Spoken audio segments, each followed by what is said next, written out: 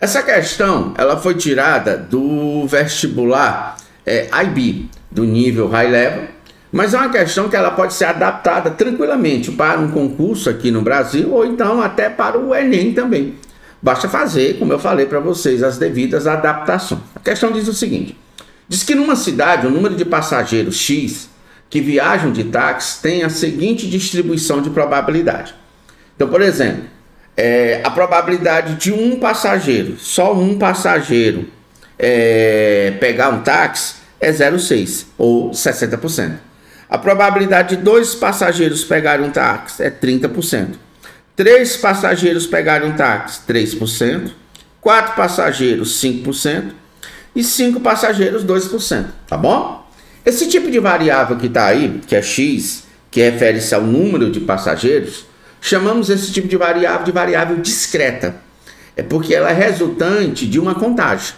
Por exemplo, o número de filhos que um casal também é uma variável discreta porque é resultante de contagem. Alguns autores definem variável discreta da seguinte modo.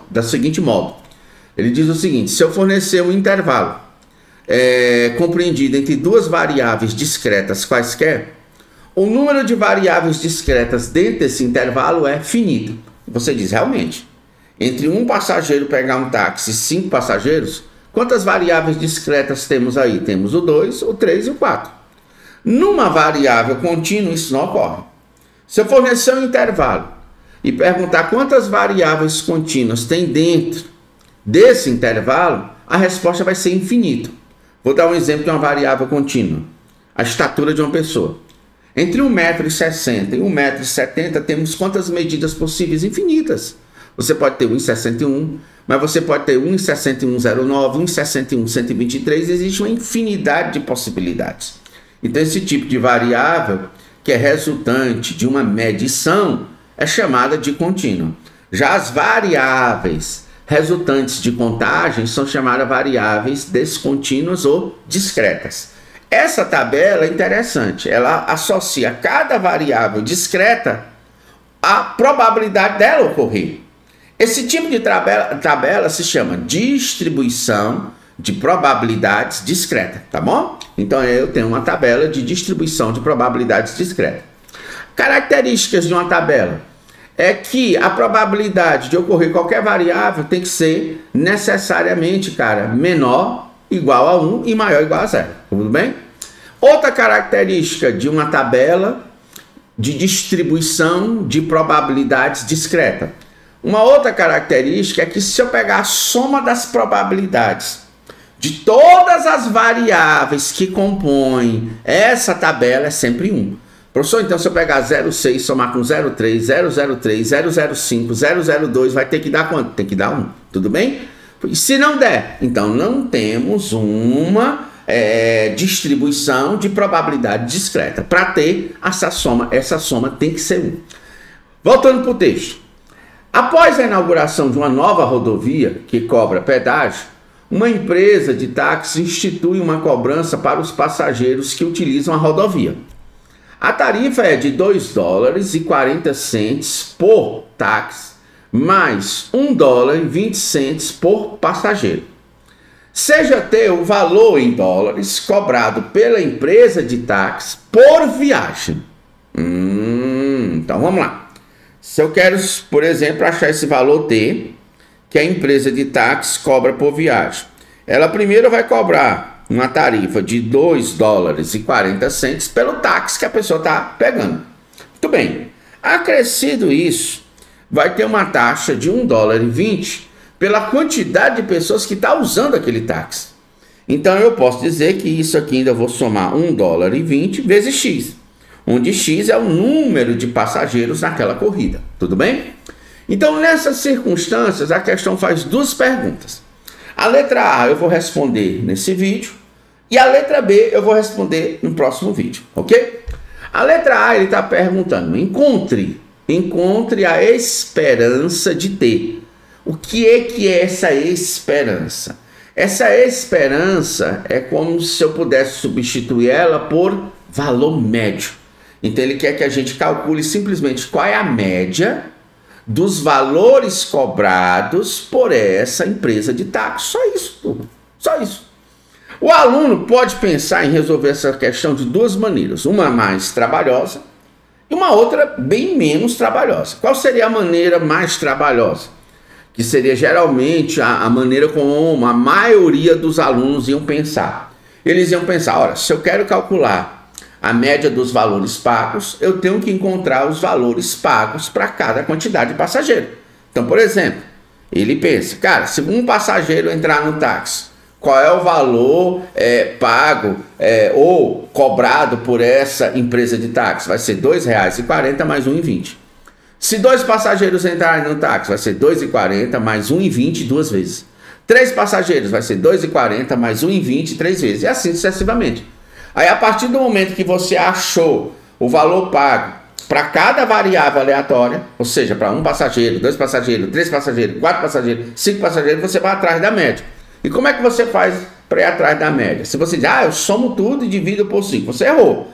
Por que eu errei, professor? Eu digo simples, porque aquelas probabilidades ali é como se elas estivessem indicando o número de vezes que cada elemento aparece dentro da amostra. É como se aquelas probabilidades ali funcionassem como o peso para cada uma das variáveis discretas envolvidas no problema. Então, por exemplo, quando eu digo que 1 tem probabilidade 0,6, é como se eu dissesse, o 1 aparece 0,6 vezes. O 2 aparece 0,3 vezes. O 3 aparece 0,03 vezes. Então, o que o aluno ia fazer nesse caso? Se ele fosse calcular, por exemplo, a média só do x, ele ia pegar 1 vezes 0,6, somava com 2 vezes 0,3, somava com 3 vezes 0,03, somava com 4 vezes 0,05, somava com 5 vezes 0,02. E depois, dividia pelo total de elementos somados. Qual é o total de elementos somados? Só um foram somados quantos? 0,6. 2 foram somados quantos? 0,3. Então você dividia pela soma. Mas você sabe que a soma das probabilidades nesse tipo de tabela é 1. Então, nesse caso, o único cálculo que você teria que fazer é com o numerador. Só que, professor, a questão não quer a média de x. A questão quer saber o valor médio dos valores cobrados por essa empresa. Então, aí nesse caso, professor, ia substituir cada x pelo valor correspondente. Aí eu digo, tudo bem, faz isso, dá certo? Eu digo, dá. Só que tem uma maneira mais rápida de fazer esse problema. E você me pergunta, qual é essa maneira mais rápida? Eu digo, simples. Se eu quero achar o valor médio de t, inteligentemente, eu vou atrás, sabe de quem? Do valor médio, pessoal, do x. Ah, professor, e daí? E daí que se eu achar o valor médio do x e substituir nessa equação, ou seja, se eu achei o valor médio do x, multiplico por 1,2 e depois somo 2,4, o que é que isso vai me dar? O valor médio do t. É como se eu estivesse usando aquelas propriedades de média. Que propriedades são essas? É o seguinte, se eu pegar cada elemento de uma amostra e multiplicar por um número, o que ocorre com a média? Fica multiplicado por um número. Se eu pegar cada elemento de uma amostra e somar um número, o que ocorre com a média? Fica somado o número.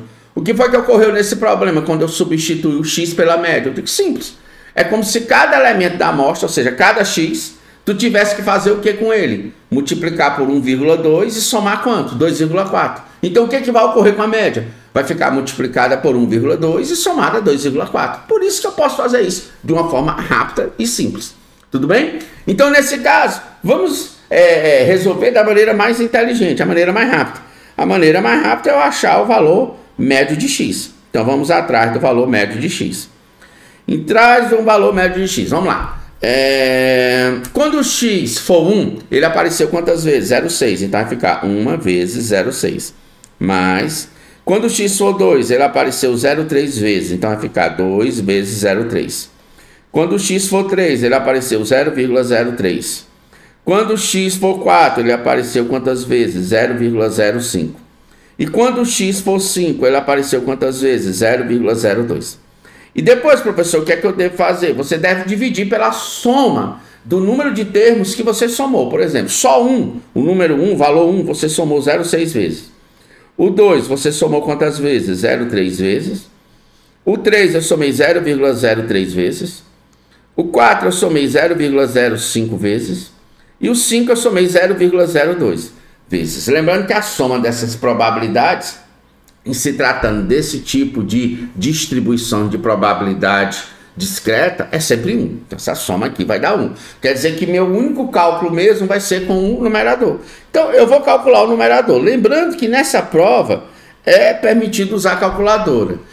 Sendo que na alternativa A, cara, a calculadora ela é inútil. Mas se você quiser, eu vou te mostrar uma maneira inteligente de você usar a calculadora e terminar esse problema tipo em 2 segundos.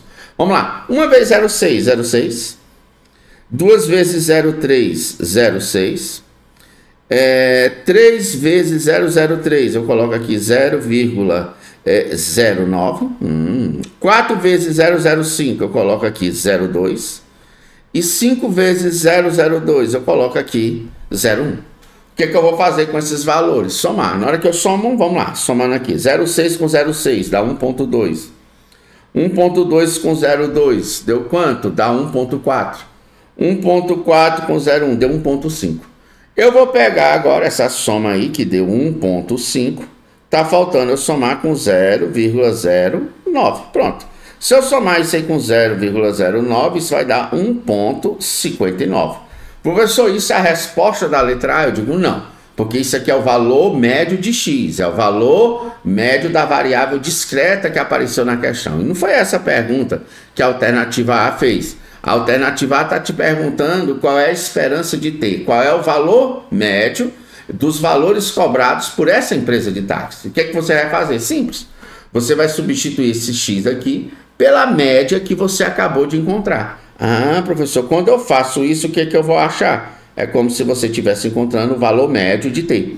Então vai ficar 2,4 mais 1,2 vezes 1,59. Como é uma prova que a gente pode usar a calculadora, então vamos fazer isso aqui na calculadora. Então vamos fazer esse cálculo. Vai ficar 2,4 mais 1,2 vezes 1,59. Isso deu exatamente 4,308. Pronto, tá aí, galera. Tá aí a resposta da letra A. Então, professor, acabou a letra A? Eu digo que acabou. Vamos fazer ela usando a calculadora? Mas, professor, não foi o que você fez? Não. Como se eu tivesse que usar a calculadora desde o início. Como é que será que ia ficar esse problema se eu fizesse usando a calculadora desde o início? Vou explicar para vocês como isso aqui é interessante. A calculadora eu já falei para vocês, essa daqui, a FXCG50 que a gente vai usar. Primeiro, ela está no menu dela, aqui, ó. Você tem várias funções que você pode entrar aqui. Eu vou entrar nessa função aí chamada de estatística. Então aqui, ó, seria a estatística, ela seria aqui número 2, eu clico aqui, ó, 2. Vou entrar aqui na estatística. Aliás, eu tenho que clicar na própria calculadora aqui, eu cliquei na imagem, pronto, 2. Cliquei em 2, entrei em estatística, como vocês estão vendo. O que eu vou fazer agora é preencher, presta atenção. Eu tenho aí várias colunas. Na realidade, eu não vou precisar de todas. No nosso caso, eu só vou precisar de 2 colunas. Uma me fornece a variável em questão que eu quero calcular a média, e a outra me diz as probabilidades de cada variável dessa. Só que como eu estou na calculadora, ao invés de calcular a média de x e substituir, eu vou calcular direto o valor cobrado. Por exemplo, se entrasse um passageiro, só um passageiro, quanto é que esse passageiro ele ia pagar? Ele ia pagar 2,40, né, do táxi, mais $1,20 dele, que só uma pessoa. Aí eu aperto executar, pronto, ó, já guardou lá, já guardou 1, que é 3 e quanto? 3,60. Professor, se fosse 2 passageiros, vamos lá. Eles iam pagar 2,40 do táxi, mais $1,20 2 vezes, que é porque cada um aí vai ter que pagar $1,20. Executei, 4,8. Muito bem. Professor, se fosse 3 passageiros, então vamos lá, eles iam pagar $2,40 do táxi, mais 3 vezes $1,20, que é o valor pago por cada um dos passageiros. Executei, deu aí. Se fosse 4 passageiros, iam pagar 2,40 do táxi, né? Mais 4 vezes 4 vezes $1,20. Isso aqui dá quanto? Ó? Pronto, 7,20. Só falta um. Se fosse 5 passageiros, iam pagar 2,40, né? Do táxi, mais 5 vezes $1,20. Pronto. Tá aí, executado. Professor, depois que a gente fez tudo isso, cara, depois que tu fez tudo isso, tu vai agora para essa segunda coluna. Nessa segunda coluna, tu coloca a probabilidade de cada um. E você viu essa probabilidade, você viu que essa probabilidade aqui, ó, tá aqui ó, no problema, ela é exatamente quanto essa probabilidade? Se for um passageiro, a probabilidade é 0,6. Como lá naquela coluna, o que é que eu tenho ali? 3,60. Eu tenho o valor pago por um passageiro. Então, qual a probabilidade de eu receber aquele valor? Eu só recebo aquele valor se tiver um passageiro. E se tiver um passageiro, essa probabilidade é quanto? 0,6. Então, eu coloco aqui 0,6 e mando executar. Pronto, aí. 4,80 eu pago se tiver 2 passageiros. Está bem em cima, eu pago quanto? 0, se tiver 2 passageiros, eu pago quanto? A probabilidade de socorrer é quanto? 0,3. Então coloca aqui 0,3. Executar. Esse valor aí embaixo, R$6, é só se eu tiver 3 passageiros. Qual é a probabilidade de socorrer? A probabilidade de socorrer é 0,03. Executar. Pronto. Se eu tivesse 4 passageiros, a probabilidade de socorrer é 0,05. Executar. E se eu tivesse 5 passageiros, a probabilidade é 0,02, executar. Pronto, tá aí. Professor, e agora o que é que eu faço? Você tá vendo aí que você tem aí um botão aqui chamado de cálculo. Você vai apertar aqui F2. Então, toda vez que aparecer esses nomezinhos aqui, se você quiser acessar eles, são esses botões de baixo. Por exemplo, se eu quiser acessar gráfico, F1. Se eu quero acertar cálculo, eu aperto F2. Então, eu vou apertar aqui o F2. Vamos apertar o F2, pronto. Quando aparecer F2, aparece aqui duas coisas, cálculo com uma variável, cálculo com 2 variáveis. No nosso caso, é apenas com uma variável, a gente só tem uma variável aí, aqui é o valor, né? A outra não é a variável, não, a outra é a frequência. Então, para saber se ela está entendendo que isso aqui, que ela pode entender isso aqui como uma variável, isso aqui como outra variável. Eu quero saber se ela está entendendo, a calculadora, que isso aqui é uma variável, e que isso aqui é a frequência ou a probabilidade de ocorrer essa variável. Para saber se ela está entendendo isso ou não, eu vou executar esse comando aqui 7, apertando aqui o F6. Então, quando eu aperto o F6, eu olho o que está aqui escrito. Uma variável está na lista 1, verdade, na lista 1 a gente colocou a variável. Frequência, lista 2, verdade, na lista 2 a gente colocou a frequência ou probabilidade. Então, feito isso, vi que ela entendeu tudo aí direitinho, eu posso apertar esse botão aqui, ó, Exit, sair, muito bem, e agora eu peço para executar o cálculo com uma variável, apertando o botão que é F1. Na hora que eu aperto o botão F1, olha, cara, como isso é massa. Na hora que eu apertar o botão F1, ela já deu aqui o valor médio deu quanto? 4,308, cara, foi o mesmo valor que a gente encontrou lá, a gente encontrou os mesmos 4, olha, tá aqui, pessoal, os mesmos 4,308, tá bom?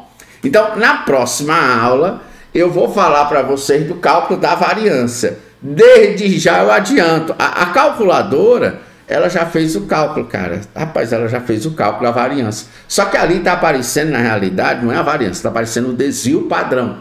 Para achar a variância, ainda vou pegar isso e elevar ao quadrado. Mas isso aí é tema para uma próxima aula. Até mais, espero que tenha gostado e até o próximo vídeo. Tchau, pessoal.